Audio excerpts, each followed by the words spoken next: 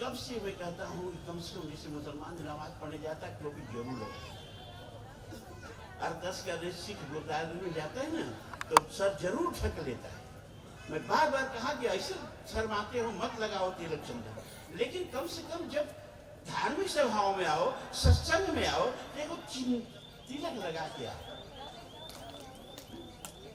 जैसे माताओं के नहीं सिंदूर होता है तो हम समझ जाते हैं, वो उम्र दराज माताएं हैं, सिंदूर न तो समझ जाते हैं। ऐसे ही जब पहले पुरुषों के नहीं लगता था कुछ टीका पर तो लोग समझ जाते थे कि इनके घर में कोई सूतक पड़ा है, कोई अशुभ अमंगल पड़ा है। अब इकट्ठे सब समाज पर अमंगल पड़ गया।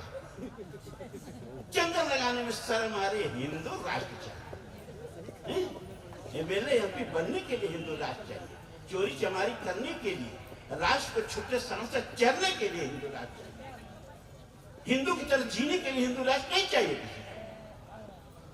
हिंदू राष्ट्र चाहिए। आएंगे अपने सभा में सत्संग में तो बैठेंगे दूर, कहीं पकड़ न ले, कहीं पैसे चढ़ा न देना पड़े। अजीब हालत है यार, बोलने का मन करेगा किसी का।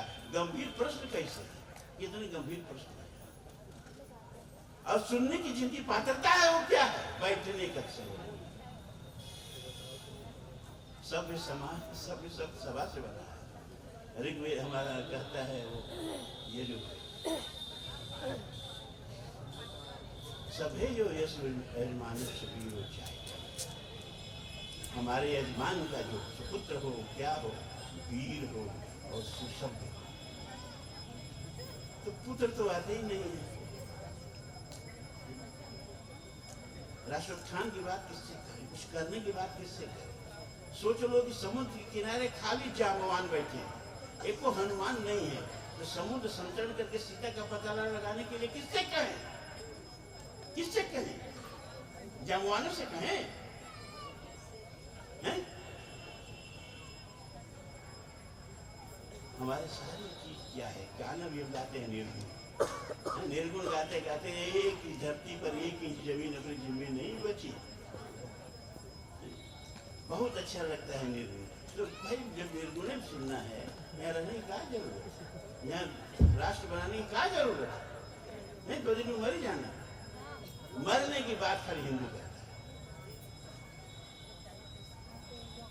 मरने वालों को कोई राष्ट्र नहीं मिलने वाला है।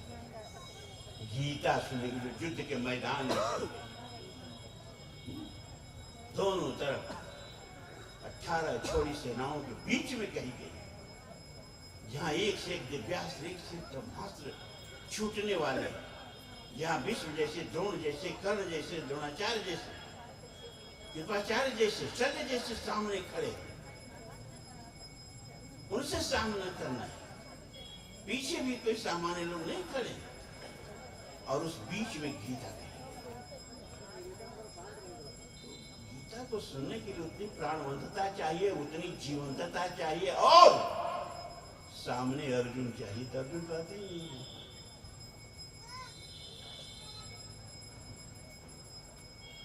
अर्जुन तो आते ही नहीं है सभा में, गोष्ठी में हिंदुओं की। इसीलिए हमारे हिंदू समाज का जो पतन है उसका ऐसा। अब तो ये रंग पहन के बैठे नहीं है, ये बदनाम है। जब चाहो भिगा के जूता हिंदुओं को मारो, राजनेता भी चाहे मारे, फिल्म बनाने वाले चाहे मारे, गीत लिखने वाले चाहे मारे, चाहे जो चाहे जितना जूता मारे। अब ये गेरुआ पहन के हिंदुस्तान से बैठे हैं, ये सब बदनाम। कोई आया ना, कौन फिल्म शाहरुख हुआ था, कोई मुसलमान पिक्चर बना के दे दे, तन जन क्या है, सर तन से जुड़ा है। हमारी कोई बात नहीं है, कोई जिते नहीं है, कोई पौरुष ही नहीं है। उसकी सहिष्णुता क्षमा का महत्व ही क्या है। करने नहीं आता जिसको प्रहार, सहता प्रहार कोई विवश कदर जीव, जिसके नशों में नहीं पौरुष की धार। क्षमता क्षमा की सूरवीर का सिंगार, और क्या है कलंक जाति का क्लीव घोर। क्षमता क्षमा क्लीव जाति का कलंक घोर, क्षमता क्षमा सूरवीर के सिंगार। हम सहिष्णु हैं, सहिष्णु हैं।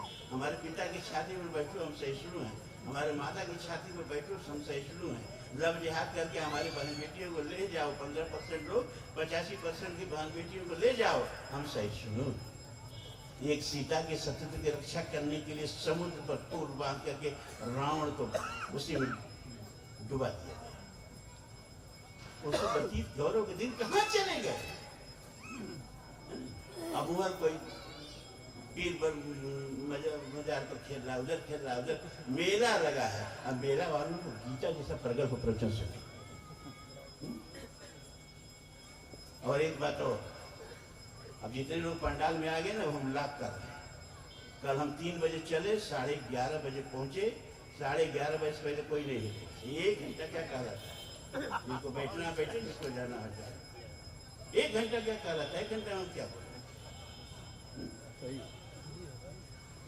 कोई घंटा नहीं चला। क्या गंभीर प्रश्न है।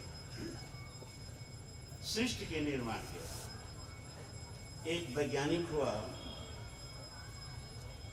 Stephen Hawking. भगवान ने उसको चारों तरफ से अपंग किया। कंप्यूटर पर बोलता था, कंप्यूटर के माध्यम से बोलता था, लेकिन पर अफाती इतना था। ये कहा कि सृष्टि की उत्पत्ति में ईश्वर का कोई योगदान ही नहीं। सृष्टि की उत्पत्ति तो एक घटना से हुई 13 अरब 80 करोड़ वर्ष पहले। उसके हिसाब से, विज्ञान के हिसाब से 13 अरब 80 करोड़ वर्ष पहले एक सिंगुलरिटी पॉइंट में विस्फोट हुआ। उस विस्फोट का नाम सर्वमान्य सारे वैज्ञानिकों ने एक मन से दिया, बिग बैंग। उस महाविस्फोट से यह सृष्टि की उत्पत्ति। पहले विज्ञान से समझाएंगे, फिर समझाएंगे, फिर देखेंगे। अभी मैंने एक पुस्तक, मेरा अभी प्रकाशनाधीन है, कि क्या बिग बैंग थियरी हमारे नासनी सूत्र की कार्बन कॉपी है। एक मेरी पुस्तक छप रही, एक पुस्तक और मेरी छप रही है, दोनों प्रकाशनाधीन है। वेदों में गौ, जैसे गंगा पुराण की चर्चा हुई ना, तो चारों वेदों में गंगा जी का नाम एक बार है। चारों वेदों में गंगा जी का नाम केवल एक बार आया है। ऋग्वेद के 10वें मंडल का 75वां सूक्त नदी सूक्त कहलाता है, जिसमें ऋषि सिंधु नदी का स्तमन कर रहा है और उसको सुनने के लिए कुछ नदियों को निमंत्रण दे रहा है। उसमें गंगा का नाम कह दिया है। इमम में गंगे जमुने सरस्वती सतुद्री अस्कन्या परश्नी तस्ताई से करके सारी नदियों को निमंत्रण दिया। भीमराव अम्बेडकर जी ने अपनी आर्यान थियरी इसी मंत्र प्रस्तावित। उन्होंने कहा कि जहां लोगों को अपने परिवेश के प्रति इतनी ममता, कि जैसे ये मेरे मामा, ये मेरे मामी, ये मेरे भाई, ये मेरे दादा, इस तरह से परिवार का परिचय कराते हैं, इस तरह से ऋषि परिचय करा रहा है, ये मेरी गंगा, ये मेरी जमुना। तो जो अपने परिवेश के प्रति इतने संवेदनशील हों, अगर वो मध्य एशिया से आते तो क्या वहाँ के परिवेश की तनिक भी चर्चा नहीं करते? एक भी मंत्र में चर्चा नहीं करते। इसलिए सिद्ध होता है, अम्बेडकर कह रहे हैं, इसलिए सिद्ध होता है कि आर्यन बाहर से कहीं से नहीं आए, ये इसी देश के मूल निवासी। ये अम्बेडकर तो चारों वेदों में एक बार गंगा जी का नाम है। फिर इसके बाद पुराणों में तो बहुत है। तो गंगा पुराण में हमने वेद से लेके, ब्राह्मण ग्रंथ से लेके, आरण्यक से लेके, उपनिषद से लेकर के और 18 पुराण, 18 पुराण और महाभारत, वाल्मीकि रामायण, मानस, इसमें जहाँ जहाँ गंगा है संदर्भ सहित सब कुछ। फिर हमारा ध्यान गया कि गौ को कुछ लिखने चले, तो कम से कम चारों वेदों का 4 बार अध्ययन करके, ताकि एक भी मंत्र छूटे। और करीब 1975 मंत्र, ना एक बार नाम नहीं, चारों वेदों में मिला के 1975 मंत्र गौ के लिए है। आप जरा सोचिए, वो मेरी पुस्तक छप रही है। कितने लोग पढ़ेंगे, कितने नहीं, भी पूछा किसी ने कि चारों वेद कितने लोग देखे हैं, तो कुछ लोग हाथ कर उठाए, बढ़िया किए। ये नहीं पूछे हुए हम लोग आपस बात करेंगे, भरा मत बोल दें कि चारों वेद में पढ़ा कितने आते शायद एक भी हाथ नहीं। आप सोचिए, एक ऐसा मुसलमान आप खोज देंगे जो कुरान न पढ़ता हो रोज, एक ऐसा ईसाई खोज लेंगे जो बाइबल का जो एक वर्ष न पढ़ता हो रोज है, और ऐसा हिंदू खोज लेंगे जो कम से पढ़ता हो रोज, फिर भी आपको हिंदू राष्ट्र ये किस औकात को लेंगे।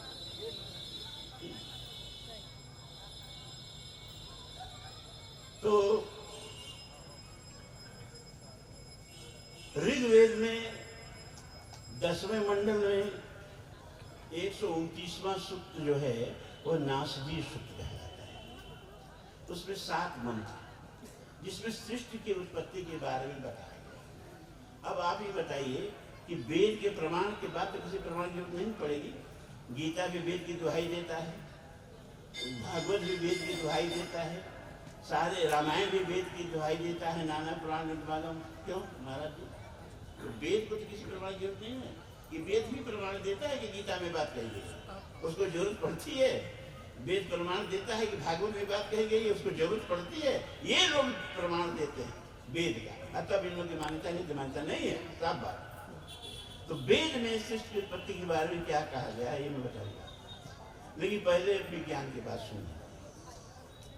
तो स्टीफन हॉकिंस कहता है कि बिग बैंग से, ये बिग बैंग कहाँ हुआ? कह रहा है there was no time, no space, no matter. न द्रव्यमान था, न समय था और न आकाश था। अब ऐसी किसी चीज की कल्पना आपके दिमाग में आ रही है तो बताएं कि द्रव्यमान नहीं था, स्पेस भी नहीं था। स्पेस का सही अनुवाद आकाश नहीं होता, आप लोग समझने की जरूरत है। स्पेस का सही अनुवाद अंतरिक्ष होता, ठीक है ना? स्पेस अलग है, स्काई अलग है। तो न अंतरिक्ष था और न पदार्थ था और न समय था। उस अवस्था को विज्ञान सिंगुलरिटी स्टेट कहता है। हमारे यहाँ उसको पहले ही वेदों में अनिर्वचनीय अवस्था कहते हैं, ठीक है? उसमें विस्फोट हुआ। क्यों विस्फोट हुआ? विज्ञान कहता हम नहीं बता पाएंगे, हमारे बस की बात। विस्फोट हुआ ये हम बताएंगे। उसके बाद नैनो सेकेंड से सृष्टि का उत्पत्ति विकास कैसे हुआ ये हम बताएंगे, है ना? लेकिन अब ये नहीं बता पाएंगे कि क्यों विस्फोट हुआ और किसमें विस्फोट हुआ। जिसमें विस्फोट हुआ वो कहाँ से आया, विज्ञान है सब। ठीक यही बात हमारे वेदों में उठाई गई। नास्ति सूक्त का पहला मंत्र है ना सदा सीनो सदासी तदानी नासी रजो न व्योमा परोयत कीमावरी वह कुहकस सर्वनंबर किमाशीत गहनम।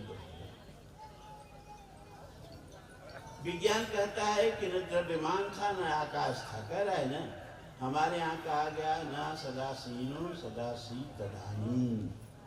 उस समय न कोई सत था न कोई असत था। तदानी माने उसका न सत था न असत था। मतलब क्या? न कोई स्थूल पदार्थ था। विज्ञान हाइड्रान को स्थूल पदार्थ कहता है, प्रोटॉन को न्यूट्रॉन को स्थूल पदार्थ कहता है, ठीक है? और सूक्ष्म कहता है वो जैसे न्यूट्रिनो को कहेगा, फोटान को कहेगा, ग्लूआन को कहेगा, न्यूआन को कहेगा। इनको सूक्ष्म पदार्थ कहता है, क्योंकि फिर प्रोटॉन और इलेक्ट्रॉन और न्यूट्रॉन जब इससे फिर स्थूल सृष्टि बननी शुरू होती है। पहले हाइड्रोजन तत्व बना, फिर हीलियम तत्व बना, फिर लिथियम तत्व बना, इस तरह से कार्बन ऑक्सीजन से बनता है। हमारे यहाँ कहा गया कि न कोई सत पदार्थ माने कोई स्थूल पदार्थ नहीं था, कोई सूक्ष्म भी नहीं था जिससे स्थूल पैदा होता है। नासिद रजो, रज माने द्रव्य, कोई द्रव्यमान नहीं था। न व्योमा परोयत, व्योम माने अंतरिक्ष, और न कोई जो विज्ञान कहता है कि स्पेस नहीं था, हमारे यहाँ कहता है कि कोई आकाश भी नहीं था, ठीक है? तो विज्ञान वाली बात आ गई कि ना है? कि मारी वह कुहकस सर्वनंबर किमाशीत गहनम। इसमें शर्मा जी लोग बैठे होंगे, कोई शर्मा बैठा है इसमें? नहीं बैठा। शर्म माने ये शब्द जो है ना उनसे कुहकस शर्मन अंभ। शर्म माने होता है सुख। शर्मा उसको कहते हैं जिसके होने से समाज में सुख और शांति है। किसी जात का नाम शर्मा नहीं है, गुण का नाम शर्मा। ये शर्मा शब्द यही वेद से लिया है कि कोई आवरण नहीं था, क्योंकि कोई आवरणीय ही मतलब ऐसा मतलब आवरत नहीं था, क्योंकि कुछ आवरणीय नहीं था। जैसे आप एक आवरण में बैठे, आपको पता भी नहीं है कि आप आवरण में बैठे, है ना? लेकिन आप 5 आवरण में बैठे, सबसे बाहर का आवरण जो है अन्नमय कोश है, जो अन्न से बना है। इसके भीतर जो है प्राणमय कोश है, इसके भीतर जो है मनोमय कोश है, इसके भीतर जो है विज्ञानमय कोश है। एक कोश माने आवरण, कोश माने थैला है, और इसके भीतर जो है आनंदमय कोश है।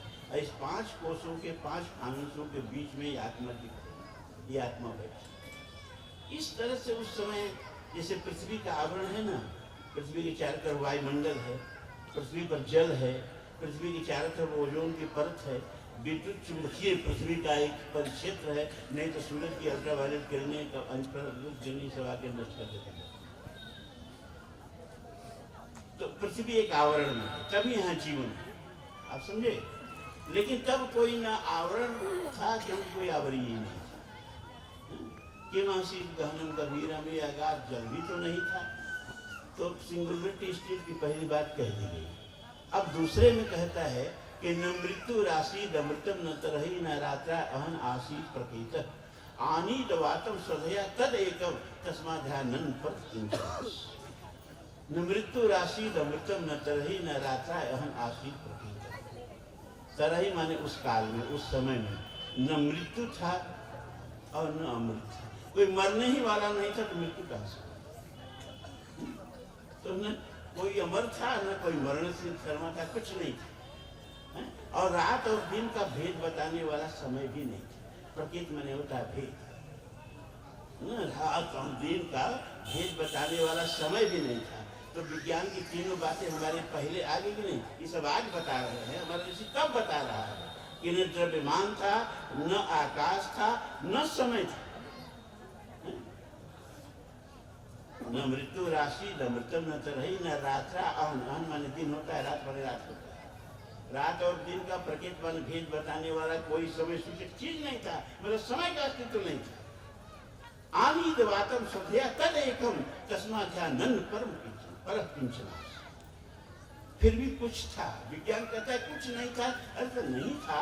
अब विज्ञान के थर्मोडायनेमिक्स का एक दूसरा सिद्धांत है कि something can't be come from nothing. कुछ नहीं से कुछ नहीं, कुछ भी नहीं आ सकता। ये विज्ञान का सिद्धांत है कि शून्य से कुछ पैदा नहीं हो सकता, कुछ रहेगा तभी कुछ पैदा होगा। ये थर्मोडायनामिक्स का दूसरा सिद्धांत है। तो जब कुछ नहीं था तो दोबारा बिग बैंग कहां से आया? न द्रव्यमान था, न आकाश था, न समय था। और तुम्हारा फिजिक्स का नियम कह रहा है कि कुछ नहीं से कुछ पैदा नहीं हो सकता। तो हमारा वेद कह रहा है कि ऐसा नहीं था कि कुछ नहीं था। कौन था? आनी दवातम स्वधया तद एकम तस्माधानन्य पर किंचन, तस्मात नहीं अन्य पर किंचन। एकमात्र बिना प्राण का प्राणन क्रिया करता हुआ परमात्मा, एकमात्र परमात्मा, और उससे परे कुछ नहीं, एकमात्र परमात्मा। अब विज्ञान कहता है कि बिग बैंग विस्फोट के बाद 3,80,000 वर्ष तक डार्क पीरियड, मतलब एक ब्रह्मांड अंधकार में था। क्यों? क्योंकि प्रकाश पैदा करने वाले तारों का भी निर्माण ही नहीं हुआ। अभी तो बहुत सूक्ष्म सूक्ष्म पदार्थ क्या कहें तो सब एटॉमिक पार्टिकल, एक प्लाज्मा की स्थिति में पूरा वातावरण था। अभी पदार्थ पैदा ही नहीं हुए थे। 3,80,000 वर्ष तक यह ब्रह्मांड अंधकार में डूबा। इसके बाद जाकर के ब्रह्मांडीय धूल, फिर ब्रह्मांडीय धूल के बाद सितारे बने, और सितारे बने जिस तरह से आकाश जगना। तो विज्ञान भी कहता है कि सृष्टि के बिग बैंग के 3,80,000 वर्ष का जो समय था उसको प्लैंक टाइम बोलते हैं विज्ञान के भाषा। प्लैंक टाइम माने कि केवल अंधकार था, कुछ नहीं। हमारे यहाँ आप तीसरे मंत्र में कहा जा रहा है, ए भाई देखो ये मनोरंजन वाला प्रवचन नहीं, आपको क्षमा कर, ये समझने वाला प्रवचन। लोग हमको सुनना चाहते हैं, खून कहीं गर्म हो जाएगा। पीछे आवाज जा रही, बोलिए, हाथ उठा के देखो, ध्यान से सुनिए सब। तो तमाशी विज्ञान कहता है ना 3,80,000 वर्ष तक अंधकार में डूबा ब्रह्मांड था। हमारे क्या तमाशी, अंधकार ही केवल अंधकार था। और अंधकार में छिपा हुआ वह प्रकृति की सारी संभावनाएं, जैसे 3,80,000 वर्ष विज्ञान कहता है कि अंधकार था, लेकिन उसी अंधकार में कणों के निर्माण का प्रक्रिया शुरू हो रही थी, ब्रह्मांड के निर्माण की प्रक्रिया शुरू हो रही थी, जो बात हमारा बिग बैंग राष्ट्रीय सूत्र भी यही कहता है कि तम से घिरा हुआ पूरा ब्रह्मांड था, लेकिन जैसे कि नीर और क्षीर में पानी छिपा रहता है ना, और जब गर्म करते हैं तो उड़ जाता है, प्रकट होता है। पानी को, दूध और पानी होते ही नहीं, तो दूध में पानी छिपा रहता है, दिखाई देता है? नहीं दिखाई देता है। तभी ताजा पानी वाला दूध बेच देते हैं लोग ना। ये छिपी थी। तपसस तन महीना जाए तय कम। फिर परमात्मा ने तप करके उस अंधकार में, जैसे कि गर्म पानी करके, दूध गर्म करके पानी को अलग किया जाता है, वैसे तप करके परमात्मा ने उस अंधकार से सृष्टि को प्रकट किया। तो हमारे यहाँ सृष्टि का निर्माता कौन है? चौथे मंत्र में कहा गया। अच्छा, तब प्रश्न उठता है कि परमात्मा ने सृष्टि क्यों बनाई? क्योंकि हम तो सृष्टि के पार जाना चाहते हैं, हम तो मोक्ष चाहते हैं। भाई साधु महात्मा सन्यासी लोग मोक्ष चाहते हैं कि नहीं चाहते हैं? तो परमात्मा तो मुक्त था ही, एको हम द्वितीय नास्ति, यही ना मोक्ष है। तो मोक्ष में तो था ही, तो काहे संसार बनाया? क्योंकि वेद कहता है एको हम न रोचे थे, उसको अकेले अच्छा नहीं। तो परमात्मा को अकेले अच्छा नहीं लगा कि मोक्ष आने वालों से पूछना चाहिए कि आपको अच्छा लगेगा क्या? जो चीज परमात्मा को पसंद नहीं, तुम क्यों पसंद करना चाहते हो भाई? एको हम न रोचे थे, अकेले भगवान को नहीं अच्छा लगा, तद इच्छा, तब उन्होंने इच्छा की। इच्छा की गुरु क्यों जाना चाहते हो भाई? सगुनो पासक मोक्ष न ले, तिनको राम भक्त निज देहि। अच्छा, आप भक्त बनना चाहते हो कि ज्ञानी बनना चाहते हो? ज्ञान के पंथ के पान के धारा पर कभी कोई नहीं पा रहा। हम ब्रह्म हो जाएंगे। ब्रह्म वेद ब्रह्मैव भवति, ब्रह्म को जानने वाला ब्रह्म ही हो जाता है।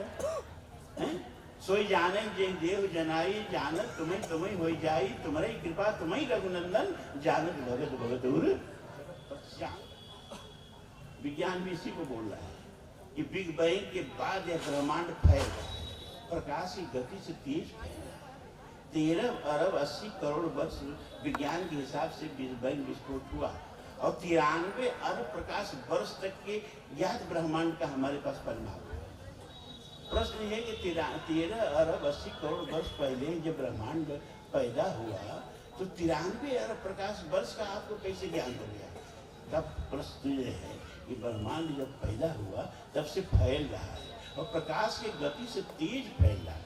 अब यहाँ आइंस्टीन का जो जनरल रिलेटिविटी थियरी है ना, उसका एक सूत्र आड़े आ जाता है। वो कहता है कि प्रकाश से तेज कोई चीज चल नहीं सकती। तो ब्रह्मांड प्रकाश की तेजी से, कहा भाई देखो, कोई भौतिक पदार्थ प्रकाश की गति से तेज नहीं चल सकता। यहाँ भौतिक पदार्थ कोई नहीं चल रहा है, निहारिकाएं नहीं चल रही है, ब्रह्मांड चल रहा है। बात समझिए, जैसे कि गुब्बारे पर छोटे छोटे छोटे छोटे चिन्ह बना दीजिए, अब गुब्बारे को फुलाइए तो चिन्ह जो पास पास में दूर होते जाएंगे ना, लेकिन चिन्ह नहीं दूर हो रहे हैं, गुब्बारा फैल रहा है। गुब्बारा फैल रहा है तो दूरी बढ़ रही है। तो ये ब्रह्मांड गुब्बारे की तरफ फूल रहा है, तो आकाश गंगाओं में दूरी बढ़ती जाएगी। इस बात को आप समझिए। 93 अरब प्रकाश वर्ष के डायमीटर का आज हमको ब्रह्मांड ज्ञात ब्रह्मांड है, इसके पार अज्ञात ब्रह्मांड है। अब तो यूनिवर्स शब्द खत्म हो गया, अब तो विज्ञान में मल्टीवर्स शब्द आ गया। मल्टीवर्स शब्द का मतलब पैरेलल ब्रह्मांड की बात की जा रही है, और कहा कि अनंत में सब कुछ अनंत होता है, एक तो होता ही नहीं है।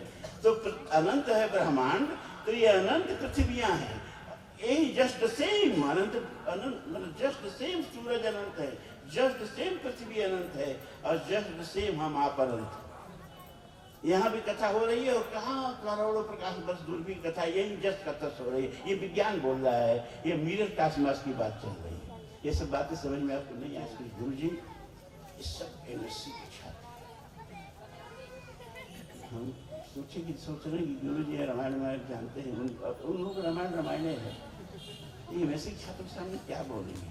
जब उनके ऊपर हमने विज्ञान को बोला, गुरु जी अगली बार पीएचडी वालों को आप सामने बैठाएंगे तो कितने स्तर के ऊपर से गुजर। ये हालत है, ये शिक्षा का हालत है एमएससी के छात्रों का।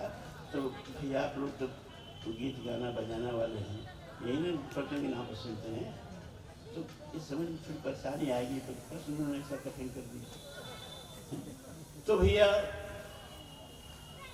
क्यों सृष्टि का निर्माण परमात्मा ने किया?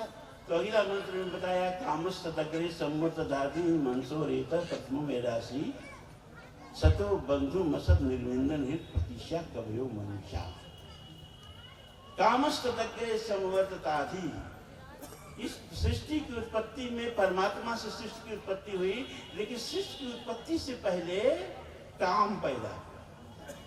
यह सृष्टि की उत्पत्ति परमात्मा के काम से हुई है। इसीलिए भगवान गीता में कहते हैं मम योनि महद ब्रह्म तस्मिन् गर्भधामि हम संभव सर्वभूता नाम तदो भवद्वार। कहा कि नहीं कहा? सर्वयोनिस् कौन्तेय संभवम मृत्युवन्तु या तासाम ब्रह्म महद योनि अहम बीज प्रदक्षिता।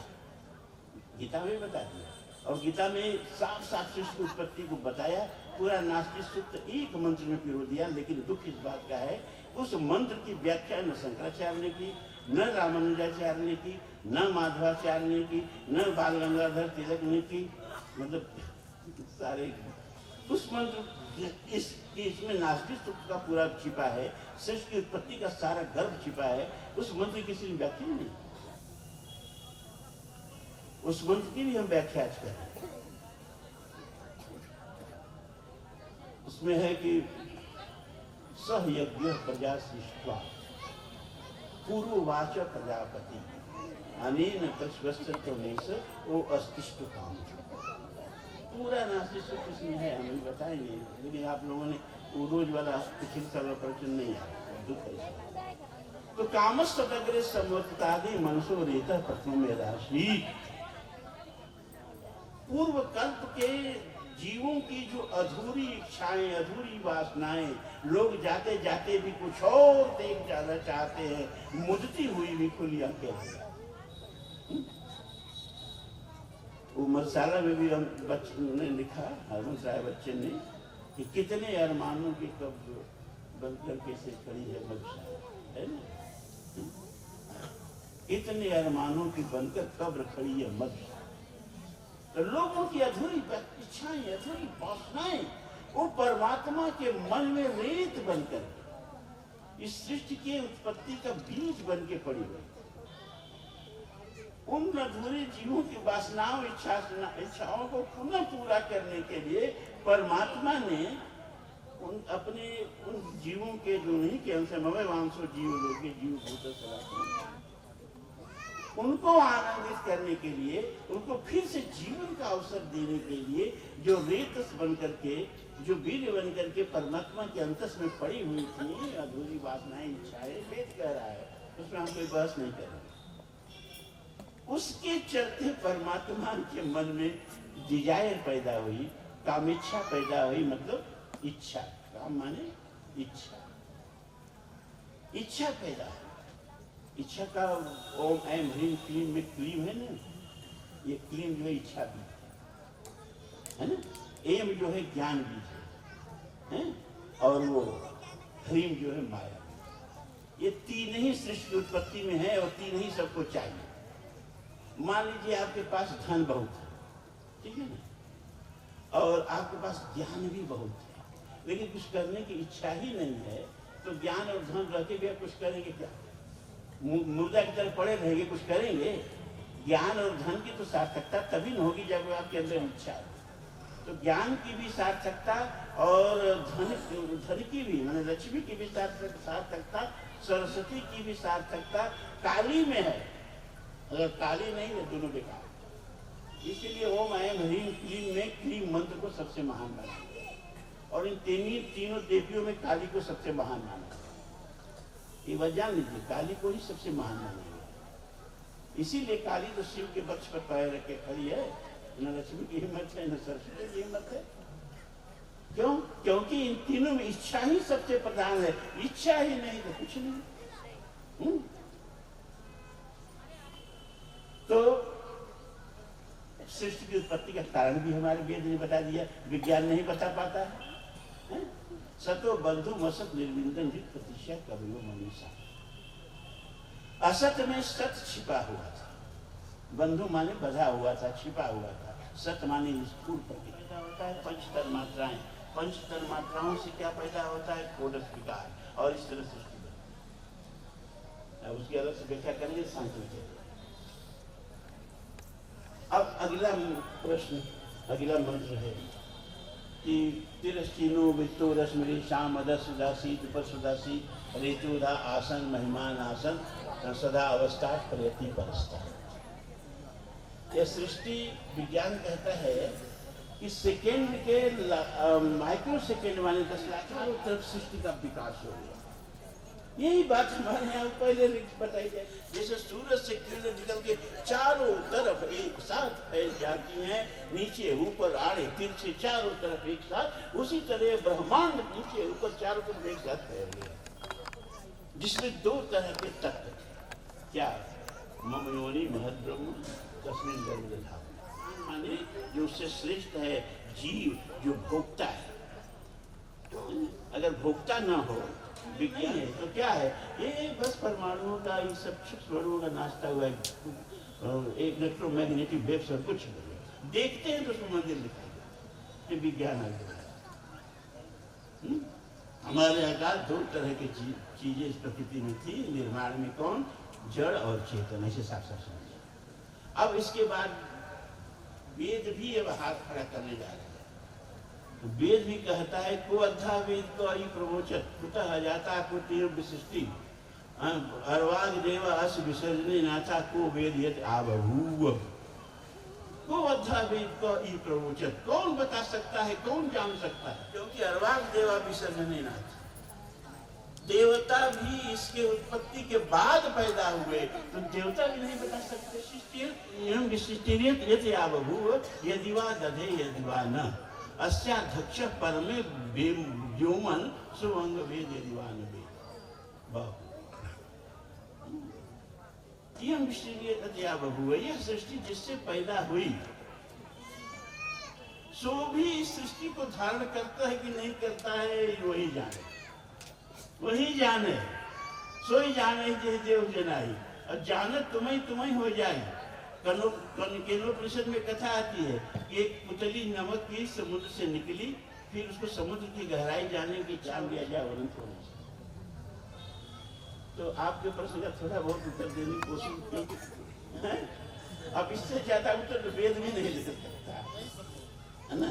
अब एक उत्तर अगली बार में देंगे स्वभाव वाला, क्योंकि फिर तो लोग कहेंगे कि पता नहीं क्या बोलते हैं, कुछ समझ नहीं। अब आप लोग समझ वाली बात बताई जाए, जिससे कि अभी बताए बनारसी भाषा।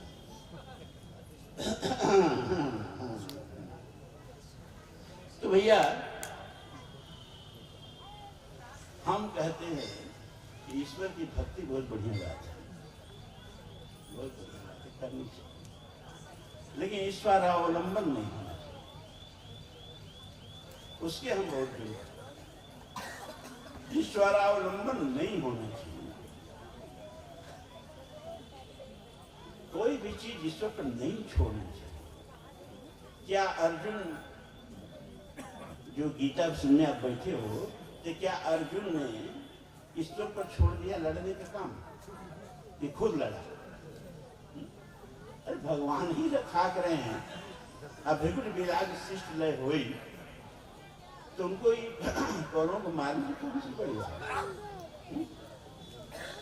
वाचस्पत मिश्र भामती में लिखते हैं टीका करते हुए कि निस्वस्थम अश्च वेदा विक्षित वेतस्य पंचभूतानि स्मृत मेतस्य चराचर च सुप्त महाप्रदा।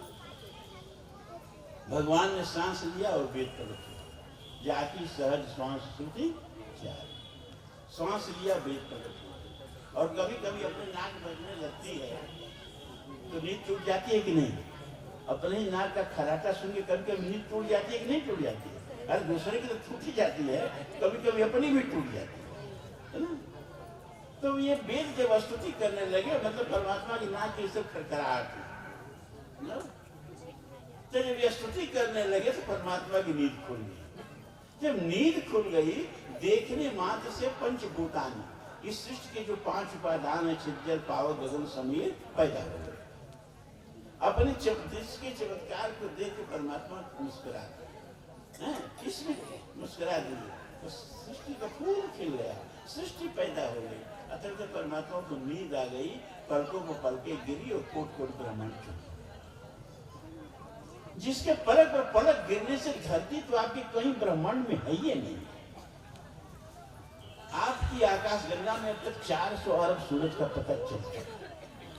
अपनी आकाश गंगा की लंबाई 1 लाख प्रकाश वर्ष है, चौड़ाई 28,000 प्रकाश वर्ष है और प्रकाश 1 वर्ष में 95 खरब किलोमीटर जाता है।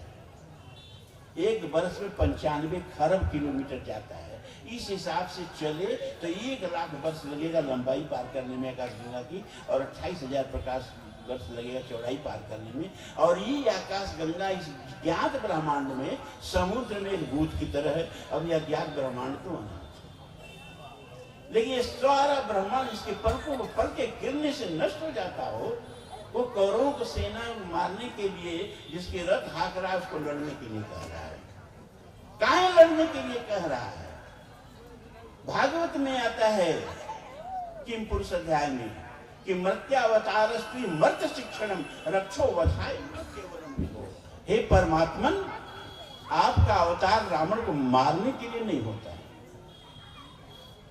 रावण को मारने के लिए नहीं होता है, अपने युग के रावणों को कैसे मारा जाता है ये बताने के लिए होता है।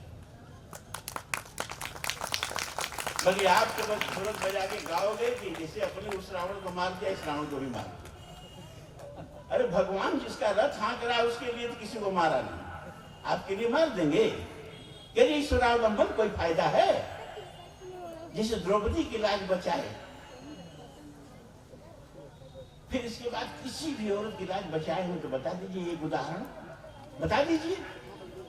हर औरत अंत में जब उसके साथ अत्याचार होता होगा तो परमात्मा को याद करती हुई कि नहीं, कोई कृष्ण दौड़ के किसी औरत की लाज बचाया हो तो बता दीजिए,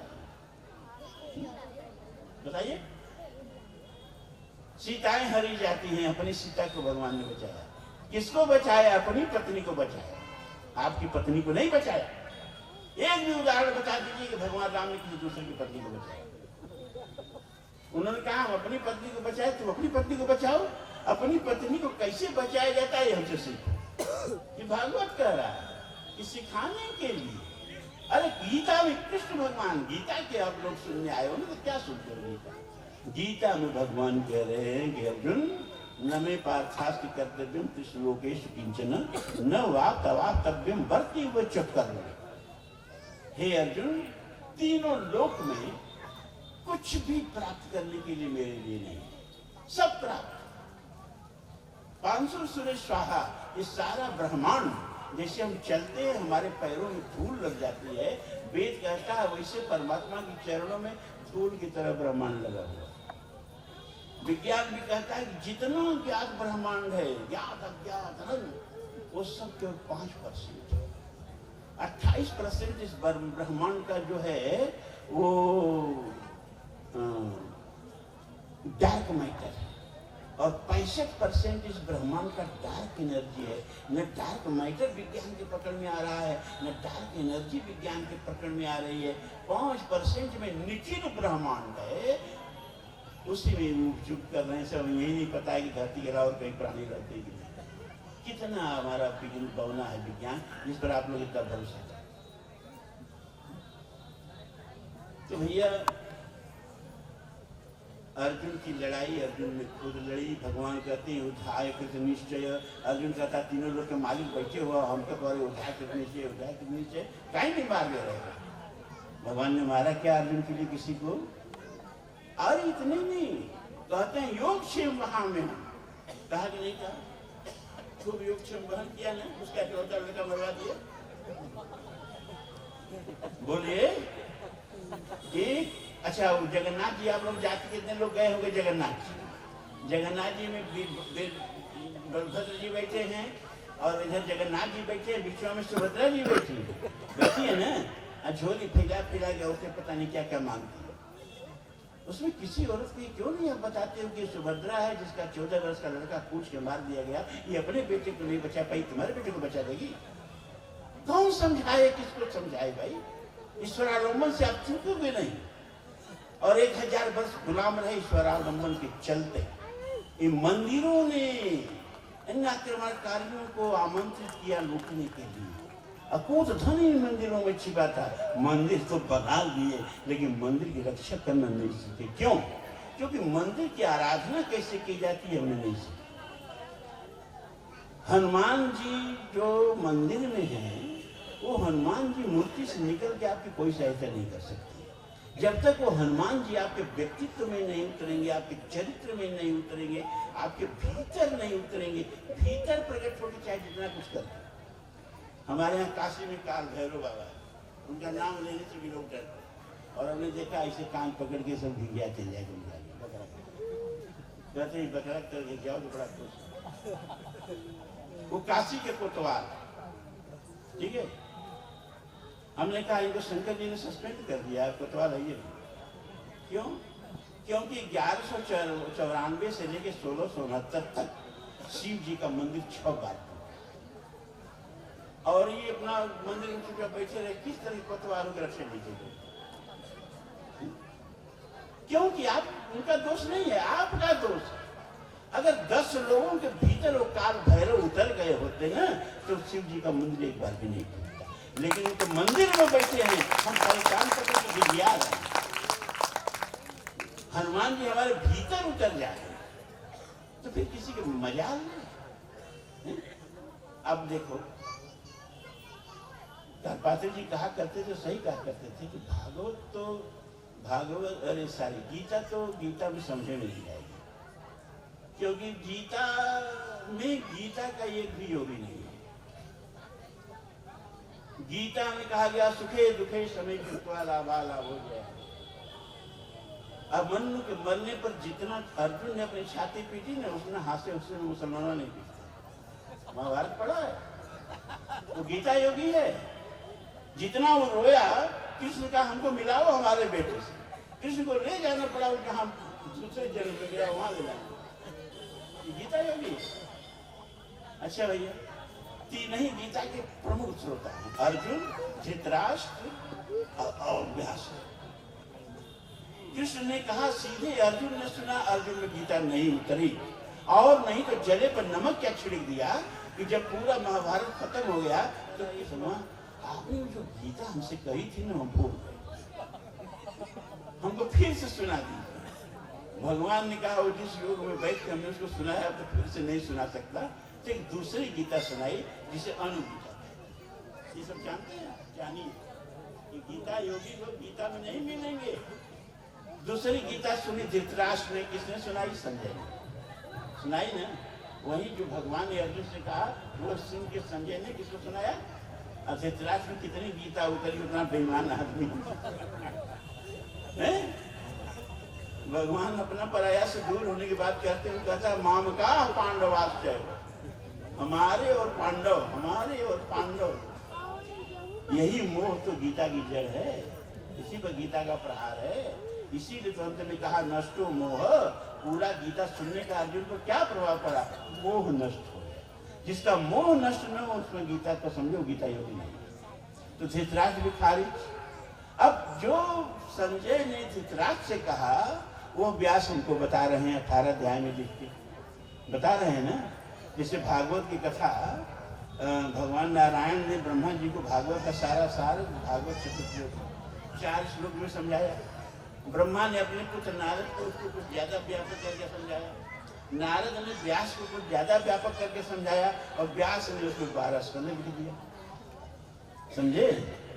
उसी तरह 18 अध्याय बैठ के युद्ध के मैदान में नहीं कहा गया, उसको हमको समझाने के लिए व्यास को 700 श्लोक करना पड़ा।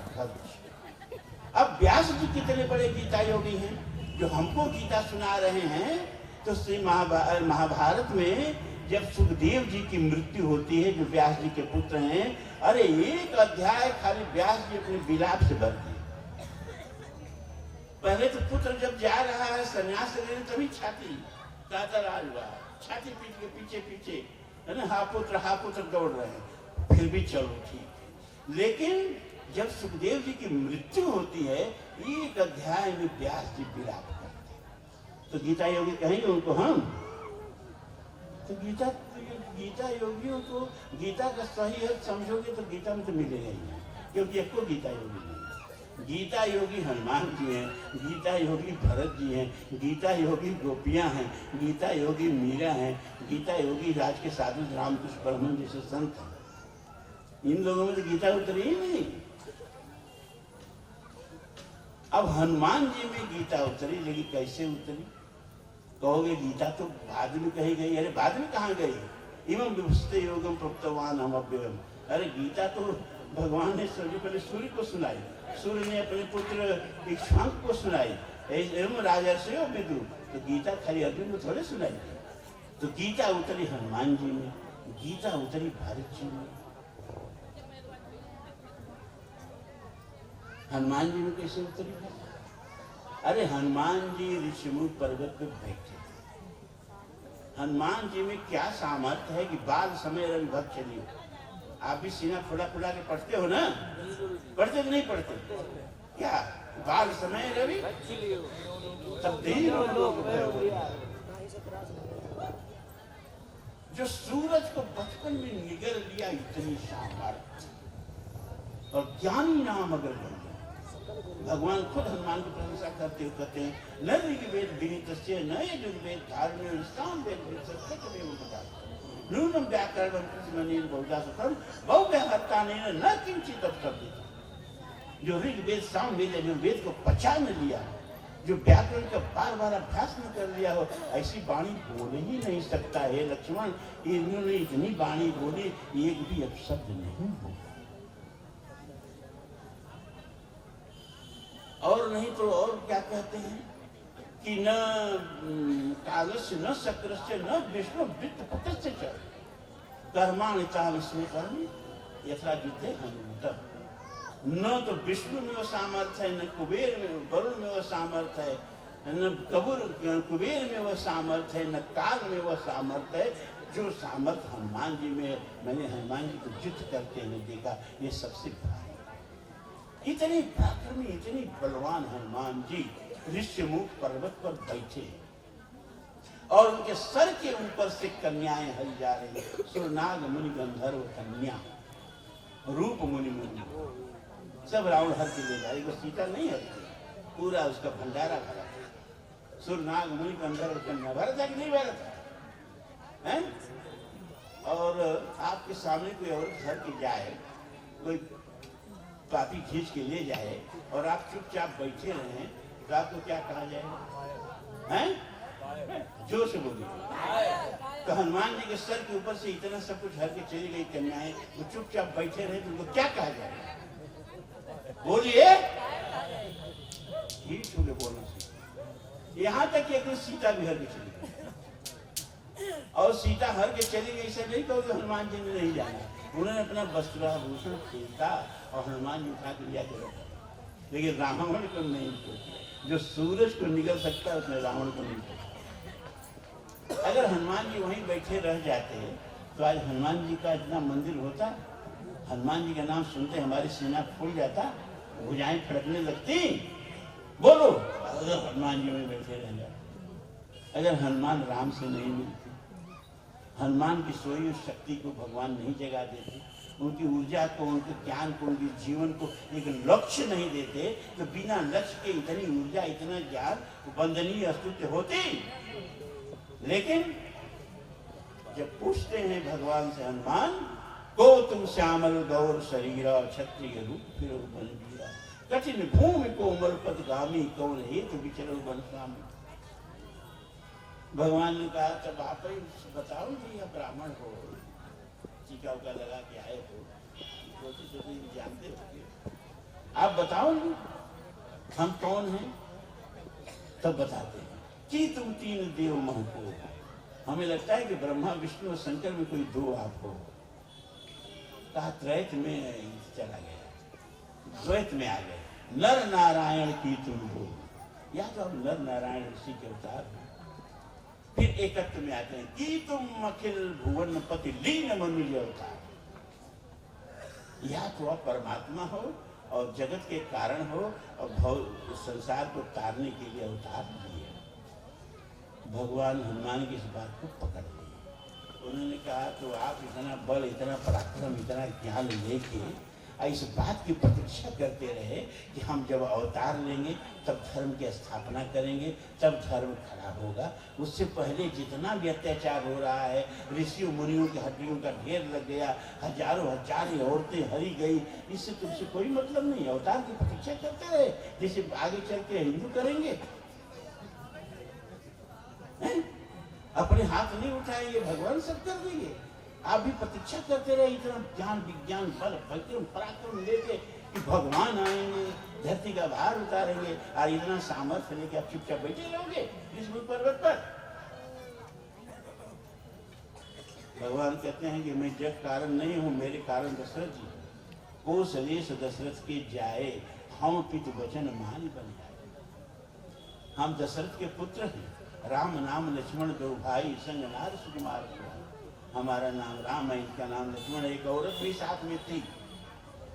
पिताजी ने सुबह कहा कि तुमको राजा बनाएंगे, दोपहर को सुना दिया वनवास देंगे, और शाम को केवट को उतराई देने पर भी पैसा न लेके मैं बन को चल दिया, सद्य विवाहिता पत्नी लेकर के और इन भाई को लेकर के। ये अपनी सद्य विवाहिता पत्नी को छोड़ के पीछे पीछे चल रहा। हनुमान हमें बन दिया गया, ये नहीं कहा गया कि दक्षिण दिशा में जाओ, केवल बल दिया गया। हम चाहते थे जैसे हिमालय में लोग जाके शांति से कंदरा में बैठ के तपस्या करते हैं, हिमालय में जाके हम 14 वर्ष बिता लेते, अब फिर भरत से आगे करते भैया हमारा राज पढ़ देते, 14 वर्ष बीते। लेकिन हमने वो दिशा चुनी जिस दिशा से हमारी राष्ट्रीय अस्मिता पर, हमारे धर्म पर आघात हो रहा था, खतरा हो रहा था। हमने वो दिशा चुनी। हमारे ऊपर जो एक तरह से लोगों की समझ से विपत्ति आई, वो हमारे लिए चुनौती थी। उसको हमने चुनौती के रूप में स्वीकार किया, एक अवसर के रूप में स्वीकार किया कि अब हमें धर्म की रक्षा का, राष्ट्र की रक्षा का एक अवसर प्राप्त हुआ। और हमने दक्षिण दिशा चुनी जिधर से रावण का आतंक आ गया। और हम चाहते तो जैसे 12 वर्ष चित्रकूट में बैठ करके ऋषि मुनियों के बीच में बिता दिए, 2 वर्ष और बिता लेते, लेकिन हम दंडका करने में गए।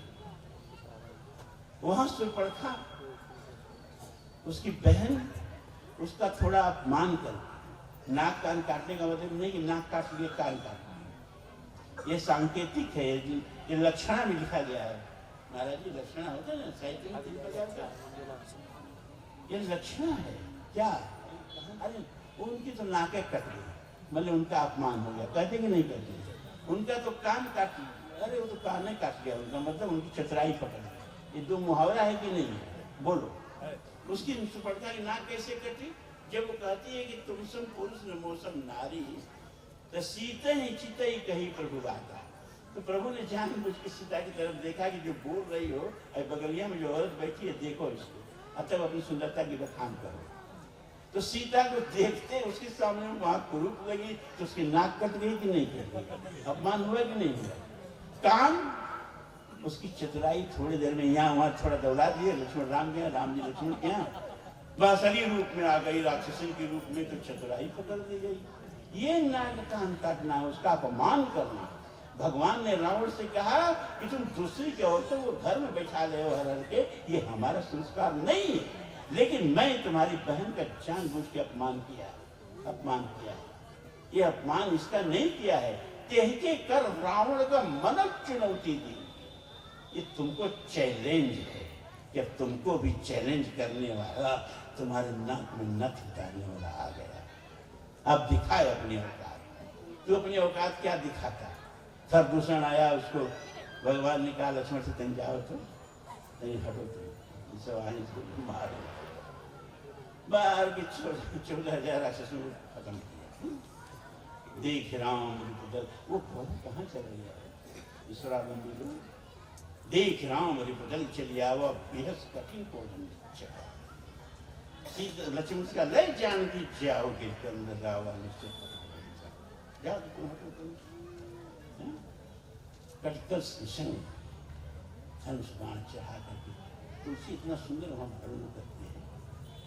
देख राम चल चली आवा, पियस कठिन को दंड चढ़ावा, को दंड कठिन चढ़ाए, सरजुग सट जट टूट बादल सो और क्यों, मरकत सहल पर गर्द तामिन, कोटि जुग सो भुजग कट के सिर कस निसंग विशाल रुज गई, चाप विशिक सुधार के, चितवत मन मृग राज प्रभु गजराज खटा विहार। जैसे शेर देखता है हाथी की जुल्म, न अभिषेको न संस्कारो सिंहस्य क्रियते भले, विक्रमार्जित राजस्य स्वयमेव मृत्युता। व्यास जी ने कहा कि शेर को शेर बनाने के लिए कोई विश्वविद्यालय नहीं खोला जाता है ना, जिसमें सियार को पढ़ा दिया जाए तो शेर भर के लिख ले। कोई होता है विश्वविद्यालय? और न कोई पंडित जी स्वस्ति न है इंद्रो विदस्रवा करके उसको जंगल का राजा बना नहीं ना। विक्रमार्जित राजस्य, अपने पराक्रम से, न कि किसी मंत्र से, अपने पराक्रम से वो जंगल का राजा बनता है और जन्म से सिंहत्व लेके पैदा होता है। जन्म से सिंहत्व लेके पैदा हो, ये व्यास जी आपसे कह रहे हैं। आप भी सर्वस्तन से जुदा करना सीखो। वेद तो कभी देखा नहीं, एक पे लाइन याद है, सर्वे भवन्तु सुखिनः, सर्वे शांति पाठ में इसी को रखते हैं सब, ये भी नहीं जानते है शांति पाठ है। अरे वरना वेद में हर 10 चौपाई के बाद 11वां, हर मंत्र 10 मंत्र के बाद 11वां मंत्र कहता है अपने शत्रु की भुजाओं को काटता है। जैसे माली पौधों की आवारा टहनियों को काटता है, वैसे तुम शत्रु की भुजाओं को काटता है। हमारा वेद कहता है कि जो हमारी गौ माता को पैर से छूता है उसको हम जड़ बोल से नष्ट कर देते हैं। यहाँ तो गाय काटी जा रही है। हमारा वेद कहता है इंद्रम वर्धन्तो अतुरम क्रीडवन्तो विश्वमार्यम अपघ्नन्तो अरहं। इंद्र वर्धन्तो अवतर, इंद्र माने कर्म कांड के सबसे बड़े देवता इंद्र हैं। ऋग्वेद में 250 सूक्त इंद्र के लिए आए हैं। माने यज्ञमय संस्कृति का रक्षण से अर्थ इसका लगेगा। यज्ञमय संस्कृति का माने हिंदू वैदिक संस्कृति का माने आज की भाषा में हिंदू संस्कृति का। अवतुर माने एक्टिव होके आलस छोड़ करके प्रचार प्रसार करो। क्रीडवन्तो विश्वमार्यम, सारे विश्व को हिंदू बना डालो। जब आर्य शब्द था हिंदू शब्द, सारे विश्व को हिंदू बना डालो। फिर ऋषि कहता है कि अगर कोई बनने से मना करे, हम हिंदू नहीं बनेंगे, तो कहा अपन अपघ्नन को और उसको और रावण, जो रावण न हो उसको मारा। मतलब रावण माने क्या, रा दानार्थ धातु से रावण शब्द बना। जैसे इन्होंने बताया ना कि संस्कृत में अभ्युदय माने नाश होता है और हिंदी में आके उसका मतलब उत्थान होता है। संस्कृति में देवा नाम प्रिय है ना। पहले अशोक ने शिलालेख भी अपने को लिखाया देवा नाम प्रिय। अब संस्कृत में ही देवा नाम प्रिय का अर्थ होता है मूल। संस्कृत में ही देवा नाम शब्दों का अर्थ बदल जाते हैं। तो रावण नाम का एक व्यक्ति हुआ, इसलिए रावण शब्द गंदा हो गया, वरना रा दानार्थ धातु से रावण शब्द बना। और यज्ञ के 3 चरण होते हैं। यज्ञ का 3 चरण क्या होता है, यजन, संगतकरण और दान। तो दान कह के ये तीनों चरण को लपेट लिया। मतलब जो यज्ञमय संस्कृति को न माने का अपघ्नन, तो उसको मार दो। सर्वे भवन सुखना वालों, ये मंत्र किसी ने बताया?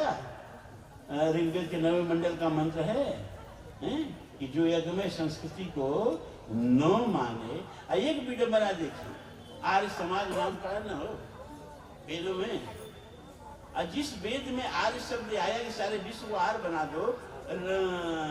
दयानंद सरस्वती ने ऋग्वेद के 9वें मंडल 10वें मंडल का भाषी है, खाली 8वें मंडल का भाषी किया। जिसके नाम पर उनके पंथ का नाम आर्य समाज पड़ा, उस मंडल को छोड़ दिया।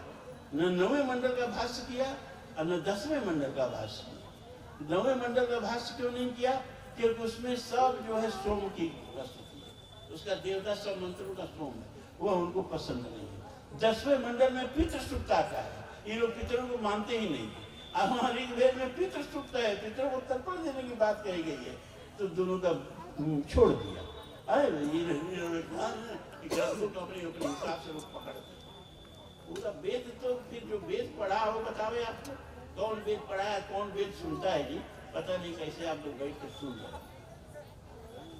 तो भैया वही हनुमान जी जब भगवान ने उनको व्यंग किया कि अपन कथा कहा मैं गाई, हम तो अपनी कथा प्रशंसा सुना दिए, तुम्हारे पास भी कुछ प्रशंसा सुनना अल्लाह को बताओ।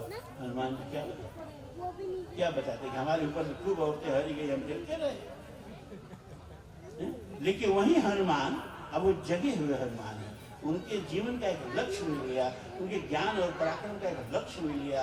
और जो हनुमान के ऊपर से रावण सीता को लेकर चला गया, और वाल्मीकि जी कहते हैं कि हमारे डर के ये लोग पलक नहीं गिराए, पलक खोल के देखते रहे। वही हनुमान जी अकेले रावण के गढ़ में घुस करके प्रचंड वायु पुत्र रामदूत के प्रताप से त्रिकूट डगमगा उठा, प्रचंड वैताप से निशाचरी सदृश दीप मंद था, यवाद था उदग्र गर्भ के समक्ष ढेर ढेर खाक था, जहां खड़ा रहा वहीं खड़ा रहा, न हिल सका, विपत्ति के समय उससे न मित्र मिल सका। अकेले रावण के गढ़ में घुस के उसकी बालिका उजाड़ डाली, उसके बेटे को मार डाला, और उलट पलट लंका कर जारी जला हुआ। आप वही सब शक्ति है, हम उन्हीं के पुत्र हैं, अमृतस्य पुत्र, हम उन्हीं के पुत्र हैं, लेकिन हमारे सोए हुए हनुमान। इसलिए जो हमारे साथ जैसे चाह रहा है खिलवाड़ कर ले रहा है। बस गीता की सार्थकता इसी में है, जो भगवान कहते हैं अर्जुन से, उठ जाग वीर मूर्ता छोड़, धर धनुष बाण अपना कठोर, तू नहीं होश में आएगा, बस अभी समझ चुक जाएगा। तो केशव का शेर दहाड़ उठा, मानो चित्ताड़ पहाड़ उठा, बाणों की फिर लग गई जड़ी, भागती फौज हो गई खड़ी। ऐसे अर्जुन की तरफ की खड़े हो जाओ तो गीता सुनने की ताकत है। नहीं तो आए हो यहाँ की कोई मनोकामना पूरी हो जाएगी गीता सुनने से, कि हम हाथ जोड़ के बता रहे नहीं होगी। जो अर्जुन के बच्चा को नहीं बचा सका वो आगे बच्चे परमात्मा से सब मांगो ही मत। अच्छा बताओ, जो कौशल्या ब्रह्म को अपनी गोदी में खिलाई, वो विधवा हुई, औरत के लिए वैधव्य से बड़ी कोई दूसरा दुख होता है? वो दुख राम की माता को मिला, उसको मिला जो राम जी को गोद में लेके थे। अरे भाई, परमात्मा से इन सब चीजों को मत जोड़ो, ये सब छोड़ के भजन करना है तो भजन करो। क्योंकि भागवत में कोई भागवत का सुनाता नहीं है, लेकिन भगवान कहते हैं उद्धव से उद्धव मुझे हरे क्यों कहते हैं जानते हो? उन्होंने कहा नहीं प्रभु, उन्होंने कहा इसलिए कहते हैं क्योंकि मैं जिसको प्रेम करता हूँ ना, उसका सब हर लेता हूँ। वो फिर जुटाता है, फिर हर लेता हूँ, फिर संसार जुटाता है, फिर हर लेता है, आगे संसार छोड़ के मेरे शरण में आ जाता है। जैसे बच्चा माँ को गोदी में लेना चाहती है तो जो खिलौना है सब छीन लेती है, वो फिर खिलौना के बाद छीन लेती है। क्यों? आप मेरी गोदी में खिलौना से मत खेल, अब मुझसे खेल। अभी सुना दो ना भागवतकार लोग, कोई भागवत कथा कहा है तो माफ करो या तो जोर है, क्योंकि हम तुमको पाने के लिए भागवत कथा थोड़े कहा। ऐसे हालत है, जब तक ईश्वर और लंबी रहोगे ना, इसी तरह आप बदलित रहोगे, इसी तरह से रहोगे, कोई आपका नहीं होगा। हम ही को तोड़ना होगा। भरी महफिल का सन्नाटा, सभा में जब गुहारे द्रौपदी के पेश। जब मैं राम मंदिर में बनिया जेल में 1700 लोग हमारे साथ बंद थे, रोज मेरा परिचय भी हुआ। मैं वहां पूछता था लोगों से कि बताओ, तेरी सत्ता के बिना है प्रभु मंगल मूल, पत्ता तक हिलता नहीं, खिले नहीं को फूल, किसको किसको विश्वास है? दोनों हाथ उठा के लोग कहते थे हमको विश्वास है। हम क्या राम करनी चाहे सोई होई, करे अन्यथा आस नहीं कोई, किसको किसको विश्वास है? सब हाथ उठाते थे, हमको विश्वास है। वही ईश्वर के राम रुचिरा था, को कर तर्क बढ़ाओ ईसा का, किसको किसको विश्वास है? हम सबको विश्वास है। हमका जब राम की इच्छा बिना पत्ता नहीं होता है तो उत्तर भारत सारे मंदिर कैसे टूट गए? कैसे टूट गए? राम की इच्छा से टूटे कि राम की बिना इच्छा से टूटे? अगर राम की बिना इच्छा से टूटे तो ऐसे राम को लेकर हम क्या करेंगे जिनकी इच्छा पर मुसलमानों की इच्छा, आक्रांताओं की इच्छा भारी हो? ऐसे कमजोर देवता चाहिए आपको? बोलिए चाहिए? हाँ, सत्य का सामना आप खोल के करो। नहीं चाहिए तो मान के चलोगे ना कि राम की इच्छा से टूटे? बोलिए, तो क्या है टूटे भैया? क्यों भगवान हमारे बीच से अपने मंदिर तोड़ देना चाहते हैं? बता सकते हैं? हम बता रहे हैं, सुनो कान खोल के। जब राम जंगल में जाते हैं, समाचार सुन मुनि आए, सारे मुनि लोग आते हैं और खूब प्रेम से भगवान से मतलब आशीर्वाद देके विदा होके जाते हैं। 5 पत्तियों में मुनियों को विदा कर दिया तुलसी ने। फिर देवता आते हैं और खूब रोए सब देवता आके, प्रभु स्वर्ग में बहुत दुख है, अप्सराएं कम पड़ जा रही हैं, शराब कम पड़ जा रही है, कर विनती दुख दुसह सुनाए। भगवान से अपना स्वर्ग में रो रहे हैं कि बड़ा दुख है। भगवान उनको आश्वासन देके भेजा, घबराओ मत, सुख मिलेगा। इसके बाद 5 लाइन में देवताओं को विदा कर दिया। इसके बाद कोल भी लाते हैं, तुलसी 25 लाइनों के लिए खर्च कर 25 पत्तियों में राम और कोल भीलों का प्रेम का वर्णन करते। और इतना ही नहीं, जब सीता जी नहीं हरी गई तो वाल्मीकि भारद्वाज के आश्रम पर, वाल्मीकि के आश्रम पर, अगस्त के आश्रम पर, अत्रि सर्वभंग सबके आश्रम पर जाते हैं, सब लोग स्वागत सत्कार करते हैं, ऋषि मुनि देवता लोग भी आते हैं। लेकिन भैया सीता जी के हरते राम कथा से देवता ऋषि दोनों पूरी तरह सीता हरण के बाद कोई ऋषि मिला कभी राम से? सुख के दिन में खूब ढोलक बजा रहे हैं, दुख का दिन आया सब भाग खड़े हो गए, सब भाग खड़े हो गए। फिर कौन साथ खड़ा हुआ? आदिवासी, जिनको हम बानर कहते थे, जिनको कोल भील गिद्ध उराव कहते थे। गिद्ध मानी पक्षी मत समझ लेना, ये सब आदिवासियों के टोटम है। ये खड़े हुए, ये राम जी के लिए लड़े मरे, ये जरा वो ब्राह्मण लोग हाथ उठाएंगे जो राम जी के दिन दुर्दिन में राम जी के लिए बहुत पसीना बहाए हैं, हाथ उठा दें, उठा दें। वो क्षत्रिय हाथ उठा दें। बताइए ना भाई, खोज के बताइए, रामायण किसी रामायण में लिखा हो कि पंडित जी लोग खूब लड़े राम जी की तरफ से, क्षत्रिय लोग खूब लड़े राम जी की तरफ से, कहीं लिखा है? झांके सब हैं, सब बेचारे आदिवासी लड़े मरे, प्राण त्याग दिए। और इतना ही नहीं, राम के इतने हो गए कि अपने नाम के आगे राम लगा लिए, गुरु राम कतवारो राम समारो। और तुलसी लिखते हैं, देखिए हम अपने धर्म ग्रंथ को कितना मानते हैं। तुलसी लिखते हैं, चौपट सबर खस जमन जड़ पावर कोल किरात, राम कहत पावन परम होत भुवन विख्यात। चंडाल हो, सभ्यच हो, सबर हो, खस हो, ये सब आदिवासी जाति है ना, जिनको मछूत आज कहते हैं। ये राम कहें तो पंडितों के पंडित हो जाते हैं, परम पवित्र हो जाते हैं। वो सब बेचारे अपने नाम के आगे राम लगा लिए कि हम लोग परम पवित्र हो जाएंगे। अब यहाँ राम सब लोग सुनते हैं तो गिरा समझ देते कि नहीं समझ देते? बोलिए, राम शब्द इतना ही पवित्र है, कोई पंडित जी अपने नाम के आगे राम लगाएंगे? कोई क्षत्रिय अपने नाम के आगे राम लगाएंगे? राम शब्द पवित्र है क्या पवित्र है? बताइए दीजिए आपको, बताइए। पवित्र है तो कहाँ है राम कहने वालों का छूट मानते? और अगर मानते हो तो आपकी दुर्गति होगी कि नहीं होगी? धर्मो रक्षित रक्षित तस्मात् धर्मो न हन्तव्यो मानो धर्मो हतो बधिर। हमने अपने धर्म को पूछ के मार डाला। जो राम के तीर के साथी थे उनको राम के मंदिरों में प्रवेश से वर्जित कर दिया, तो राम ने कहा कि ऐसे कृतज्ञों के बीच में मेरे मंदिर की आवश्यकता क्या? आज भी कावा में शिवलिंग पर गंगा जल से अभिषेक हो जाएगा अगर आज पूरा हिंदू समाज, चारों वर्ण के लोग जैसे निषाद और वशिष्ठ गले से गले मिलकर खड़े थे, आज खड़े हो जाए ना, अरे भारत को छोड़ो, वहां जाके अभिषेक हो जाएगा। तो भैया धर्म मनोरंजन के लिए हो, एक ही होता है, एक भी होता है। हमारा भगवान के साथ भी सिद्धांत है, माई भी, बाप भी, घर भी, संसार भी, आप भी। अब भगवान ये देखा, मामेव एव माने ही, मामेव माने मुझे ही प्रपद्यन्ते। अपनी जैसा मुंह बना के बैठे रहिए, यही करते रहिए। तुम एव माता, एव माने ही, तुम एव, तुम ही माता, तुम एव, तुमेव पिता, तुम ही पिता, तुम एव बंधु, तुम ही बंधु, भगवान ही, मामेव ही प्रपद्यन्ते, मुझे ही जो। तो भगवान चाहते हैं अनन्यास्त्र, भगवान चाहते हैं अनन्य भक्ति। अव्यभिचारिणी भक्ति। लेकिन हमारे यहाँ भी चलता है और सबसे अंत में हम परमात्मा को रखते हैं।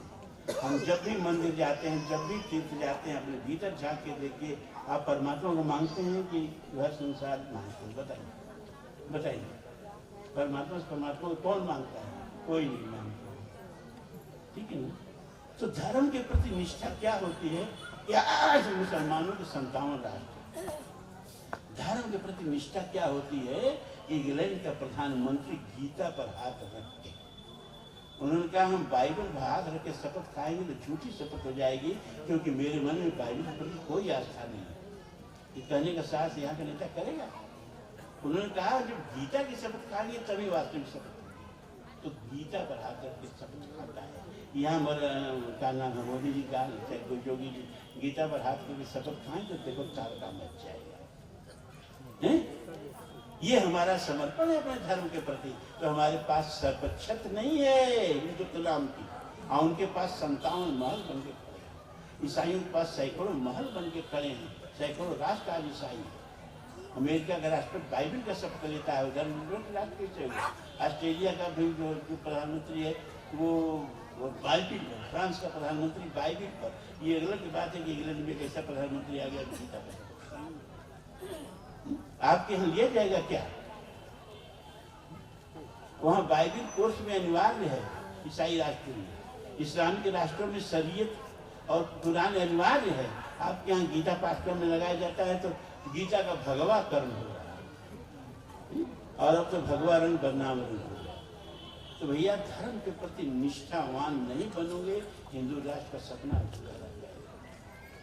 जनार्दन जी की छटपटाहट और उनकी छटपटाहट में दिख रहा हूँ से, हाँ छटपटाहट दिख रहा हूँ, छपटा जाना जनार्दन। अरे हमारे भैया बात सही है, छपटा तो रहे हो आप, लेकिन हमारा समाज बहुत सोया हुआ समाज, बहुत सोया हुआ समाज।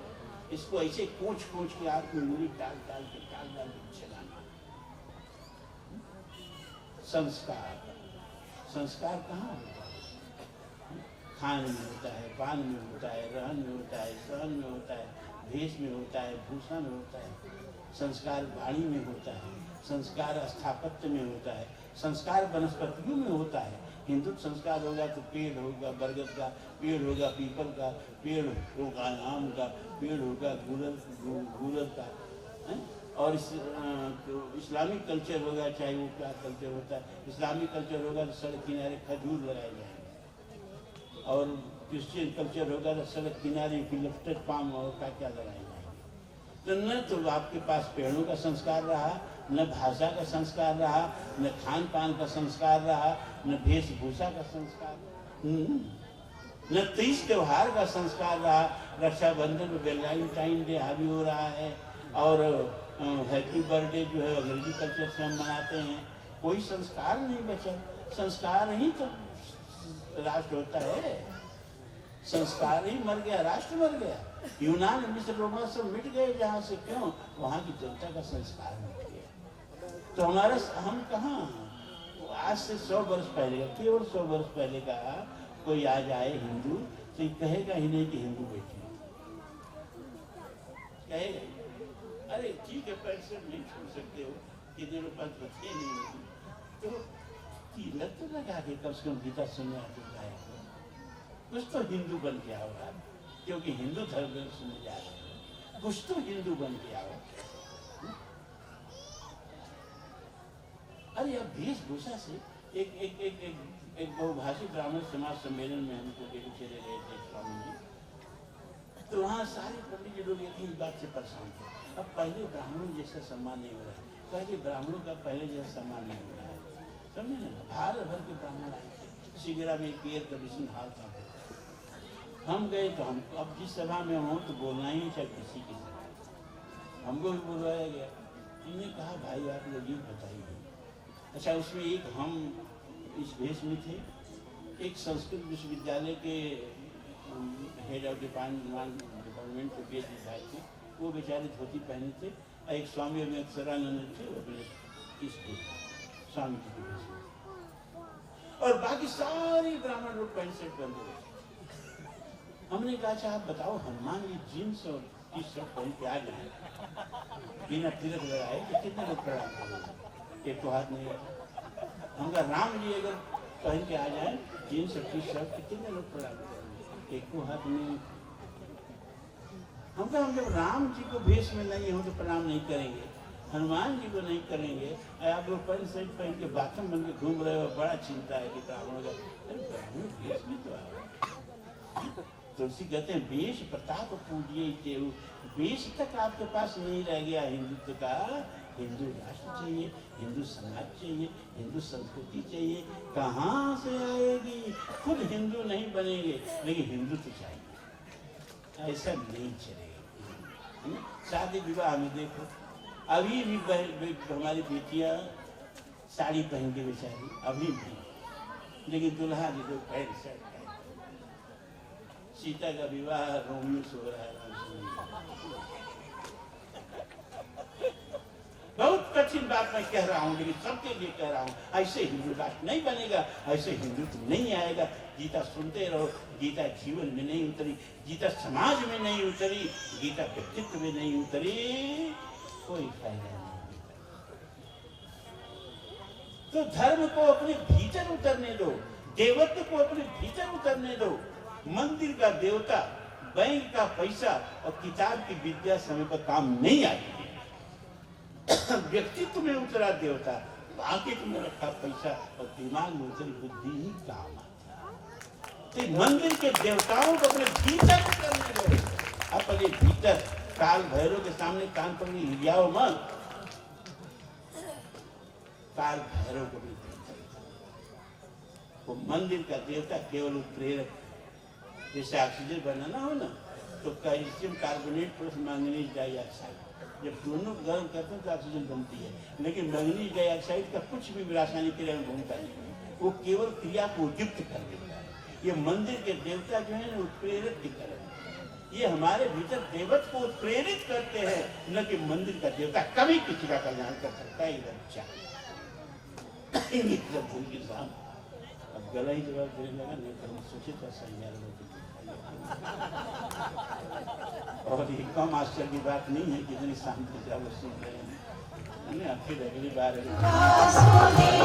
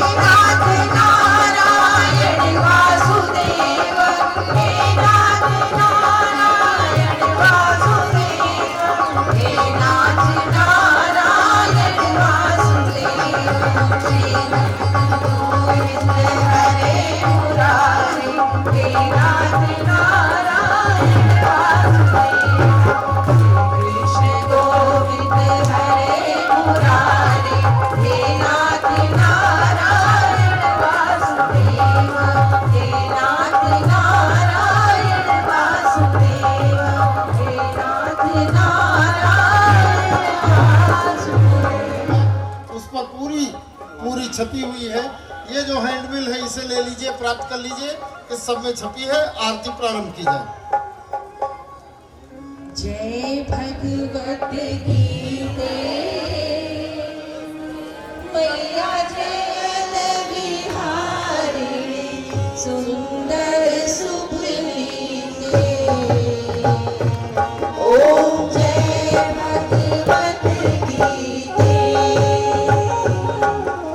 जय भगवत गीते मैया जय भगवत गीते। हरि कमल सुपनीते। ओम जय भगवत गीते। आरती के इच्छुक लोग मंच पर जाकर थाल से आरती कर सकते हैं। पदत्राण नीचे उतार कर जाकर आरती मंच पर जाकर कर सकते हैं। सुमर्म प्रकाशिनी कामासक्ति हरा मैया कामासक्ति हरा।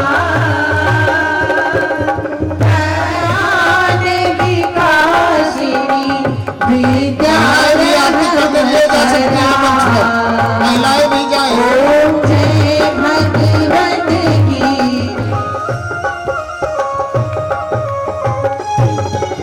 निश्चल भक्ति विधारिणी निर्मल बलहारी मैया निर्मल बलहारी। शरण रहस्य प्रदायिनी शरण रहस्य प्रदायिनी सब विधि सुखकारी। ओम जय भगवत गीते। आरती के इच्छुक बंधु मंच पर जाते जाएं। महिलाएं भी जाएं। क्लेश विदारिणी कारिणी मोद सदा मैया कारिणी मोद सदा। भव भयहारिणी तारिणी भव भयहारिणी तारिणी ब्रह्मानंद प्रदा।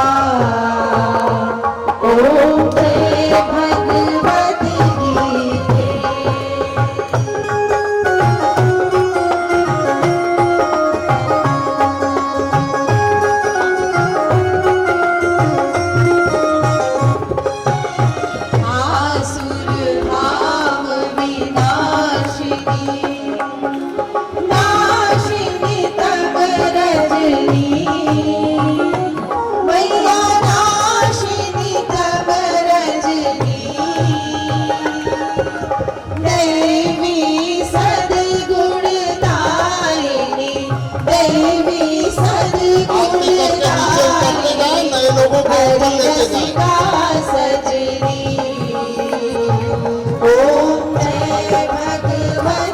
गीते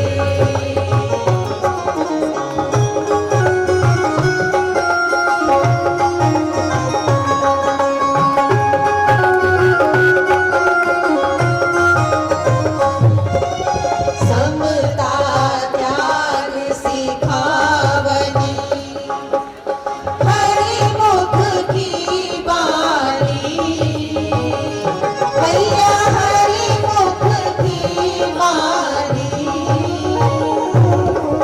सकल शास्त्र की स्वामिनी सकल शास्त्र की स्वामिनी श्रुतियों की रानी ओम जय भगवत गीते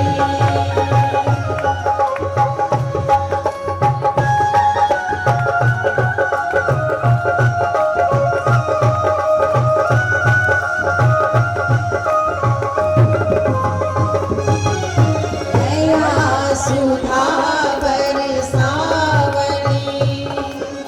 मातु कृपा कीजे भैया मातु कृपा कीजे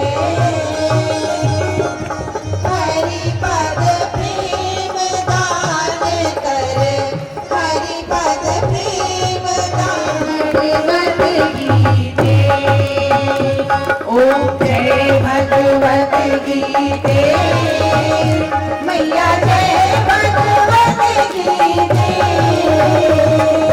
हरि हिय कमल बिहारिणी हरि हिय कमल बिहारिणी सुंदर सुपुनी ओम जय भगवत हरि हिय कमल बिहारिणी हरि हिय कमल बिहारिणी सुंदर सुपुनी ओम जय भगवत गीते ओम जय भगवत गीते ओम जय भगवत गीते माता की जय, गंगा माता की जय, गायत्री माता की भक्तों की जय, धर्म की जय हो, धर्म का नाश हो, प्राणियों में सद्भाव हो, विश्व का कल्याण हो, गौ हत्या बंद हो, धर्मांतरण बंद हो, भारत अखंड हो, हर हर हर सभी बंधुओं से निवेदन है कि पंक्ति में लगकर प्रसाद अवश्य लें, आरती लें, प्रसाद लें, धक्का